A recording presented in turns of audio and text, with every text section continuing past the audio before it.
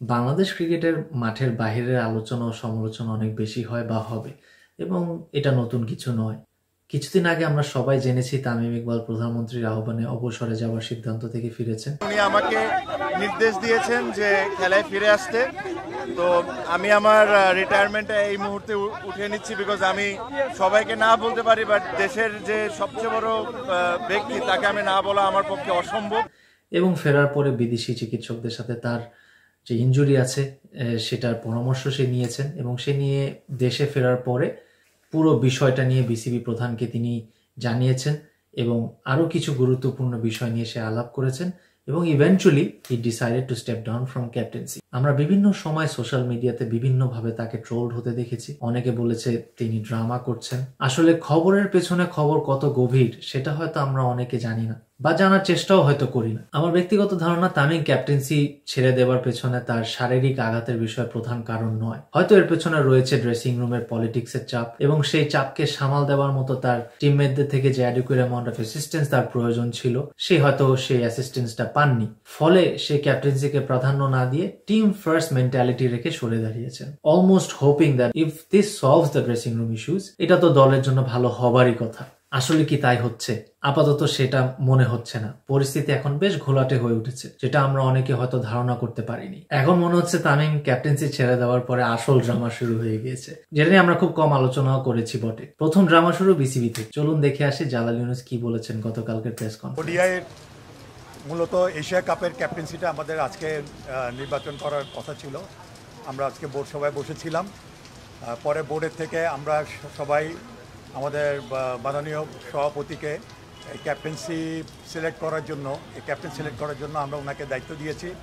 উনি এখন ভেবেচিন্তে উনি যে কয়জন প্রবাবল ক্যান্ডিডেট আছে ক্যাপ্টেন্সির জন্য তাদের সাথে কথা বলে উনি আমরা একটা ফাইনাল না, এখন আলাপ আলোচনা হয় না। আজকে থেকে উনি আলাপ আলোচনা শুরু করবেন। দায়িত্ব উনি নিয়েছেন আজকে, সুতরাং অফিসিয়ালি আজকে থেকে আলাপ আলোচনা। কারণ ক্যাপ্টেন যেহেতু আমাদের সামনে এশিয়া কাপটা আছে, আমরা চাচ্ছি আগে এশিয়া কাপের ক্যাপ্টেন্সি আমরা আগে এটা অ্যানাউন্স করি।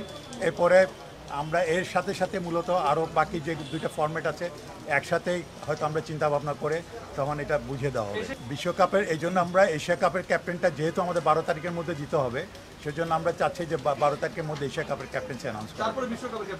এর মধ্যে আপনারা জানেন যে আমাদের কিছু একটা টিমও দেওয়ার ব্যাপার আছে সেই সাথে। এবং এশিয়া যেহেতু ওয়ার্ল্ড কাপ আমরা 5ই সেপ্টেম্বর হচ্ছে আমাদের কাট আউট টাইম, তার আগে আমরা চাচ্ছি যে ভেবেচিন্তে এশিয়া এবং পরবর্তীতে ওয়ার্ল্ড কাপের ক্যাপ্টেন্সি অ্যানাউন্স করা। জালাল ভাই, আপনার এশিয়া কাপ এবং ওয়ার্ল্ড কাপ দুটো টুর্নামেন্টে কি আলাদা আলাদা ক্যাপ্টেন হতে পারে? এখন তো ওডিআই ক্যাপ্টেন যাওয়ার হওয়া উচিত, আমার মনে হয় সেই কন্টিনিউ করবে। জালাল ভাই, আপনার কথায় আমরা যেটা বুঝলাম যে 12 তারিখের মধ্যে অন্তত এশিয়া কাপের ক্যাপ্টেন আপনারা দিতে চান। অন্তত তার মানে 12 তারিখের মধ্যে আপনারা বিশ্বকাপের ক্যাপ্টেন খুঁজে পাবেন কিনা সেই ব্যাপারে cricket board confident not exactly. আলাপ আলোচনা আমরা করেই তার সাথে তারপরে পরবর্তীতে আমরা ফাইনাল করব। যদি সবটা নিয়ে আলাপ, এরপরে তো আমাদের নিউজিল্যান্ড সিরিজ আছে, এরপরে আমরা ওয়ার্ল্ড কাপ যাব। এশিয়া কাপের পর তো নিউজিল্যান্ড তারপরে এশিয়া কাপ, তারপর এশিয়া কাপ, নিউজিল্যান্ড, তারপর ওয়ার্ল্ড কাপ। আমিও কনফিউজ হয়ে গেছি, যাই হোক। তো এইগুলো তো তিনটা খেলা আছে আমাদের এখানে। তো তিনটা খেলার জন্য তো আমাদের ওডিআই ক্যাপ্টেন যেই হবে সেই কন্টিনিউ করবেন। এটা কি মানে 12 তারিখের এশিয়া কাপের ক্যাপ্টেন না ওয়ার্ল্ড কাপের ক্যাপ্টেন হবে? এই জন্য প্রথমে let's decide and finalise the Asia cup first. আপনারা যা শুনছিলেন, উনি বলেছেন নেক্সট ক্যাপ্টেন কে হবে এই ডিসিশন বোর্ড প্রধান নেবেন। যাদের যাদের নাম ক্যাপ্টেন হিসাবে ভাবা হচ্ছে সেই তালিকা অনুযায়ী তাদের সাথে বোর্ড প্রধান কথা বলবেন, এবং বোর্ড প্রধানই এই চূড়ান্ত সিদ্ধান্ত নেবেন যে বাংলাদেশ টিমের নেক্সট ক্যাপ্টেন, ওডিআই ক্যাপ্টেন কি হবেন। এটা ছিল অ্যাপারেন্টলি বিসিবির জরুরি বোর্ড সবার মূল এজেন্ডা। তারপর একসময় জালাল ইউনুস বললেন আগে এশিয়া কাপের ক্যাপ্টেন ঘোষণা করা হবে, কারণ 12 তারিখের ভেতরে দল ঘোষণা করতে হবে। তার অর্থ দাঁড়াচ্ছে এশিয়া কাপে আমরা একটা ক্যাপ্টেন দেখতে পারি, নিউজিল্যান্ড সিরিজে হয়তো আরেকজনকে ক্যাপ্টেন হিসাবে দেখতে পারি, তারপর ওয়ার্ল্ড কাপে আমাদের আরো একজন ক্যাপ্টেন হতেও পারে। ওনার কথায় অবশ্যই অনেক গ্যাপ আছে, এবং বরাবরই আমরা ওনার বক্তব্যতে গ্যাপ দেখেছি, এবং কখনই মনে হয়নি উনি খুব একটা দৃঢ়তার সাথে আস্থা সহকারে কোনো প্রেস কনফারেন্সে ওনার বক্তব্য উপস্থাপন করতে পেরেছেন। সবসময় কিছু প্রশ্ন থেকেই গেছে, যার পরবর্তীতে অনেক বেশি ধোঁয়াশার জন্ম দিয়েছে। কিছু কনফিডেন্সিয়াল আলাপ বোর্ড সবাই অবশ্যই হতে পারে, যা ডিসকাস করা নাও যেতে পারে, কিন্তু প্রেসকে ফেস করার মতো প্রিপারেশন অবশ্যই সবার নিয়ে আসা উচিত। এবং তাহলে মেসেজটা খুব স্ট্রং হয় যে বিসিবি যেটা ডিসিশন নিচ্ছে দে আর কনফিডেন্ট অ্যাবাউট ইট। বিসিবিতে সবসময় কিছু সার্কাস্টিক কর্মকাণ্ড আমরা চলতে দেখেছি। কেউ কেউ এত কথা বলেন যে পুরো ক্রিকেট পাড়ায় আগুন লাগিয়ে দেয়, কেউ আবার এমন ক্লুলেস জবাব দিয়ে থাকেন যেটার বিশ্লেষণ করতে গেলে আপনি নিজেই অবাক হয়ে যাবেন। চলুন এখন আসি মূল যে কারণে এত কিছু হচ্ছে এটা নিয়ে একটু আলাপ আলোচনা করি। এই ক্যাপ্টেন খোঁজা নিয়ে এত ইস্যু হচ্ছে কারণ সেই লিস্টে কিছু প্লেয়ারের নাম আছে যারা আসলে এই তামিমের ক্যাপ্টেন্সি নিয়ে ইস্যুগুলো তৈরি হওয়ার পেছনে বড় কারণ।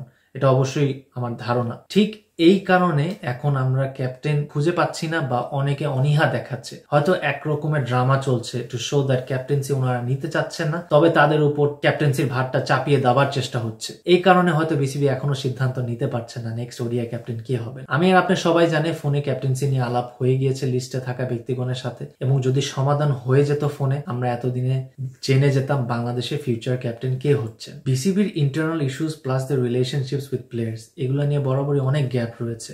তাছাড়া বিসিবির ফিউচার প্ল্যানিং নিয়ে তো অনেক গ্যাপ রয়েছেই। তাদের প্ল্যান ABC কোনোটাই করা নেই। তারা সবসময় reactive to a situation then being proactive. ফলে তাদেরকে সবসময় আনপ্রফেশনাল মনে হয় এবং বিশ্ব ক্রিকেটে বাংলাদেশের নামকে ঘিরে আননেসেসারি হাস্যকর আলোচনা হয়। আন্ডার দ্য সার্কামস্টান্সেস আপনার এখন মনে হতেই পারে তামিম ইকবাল ক্যাপ্টেন থাকাতেই হয়তো ভালো ছিল। তবে হ্যাঁ, ঠিক যেমন তামিমকে কোনো কারণ ছাড়া অনেকেই ক্যাপ্টেন্সি থেকে ছাঁটাই করা দাবি করেছিলেন, তারা হয়তো তাদের নিজেদের পছন্দ ও এজেন্ডা নিয়ে এখনো ব্যস্ত। এইসব আননেসেসারি আলোচনা এই গ্রুপ অফ পিপল সবসময় করে এসেছেন এবং বাংলাদেশ ক্রিকেটকে না এগোতে দেবার পেছনে তারা অনেক বড় একটা বাধা হয়ে সবসময় রয়েছে এবং থাকবে, যেটা আমাদের ক্রিকেটের জন্য কখনোই ভালো নয়। বাংলাদেশ যদি এখন এশিয়া কাপ, নিউজিল্যান্ড সিরিজ এবং ওয়ার্ল্ড কাপের জন্য 3টি ডিফারেন্ট ক্যাপ্টেন ঘোষণা করেন, don't be surprised. Long live Bangladesh cricket.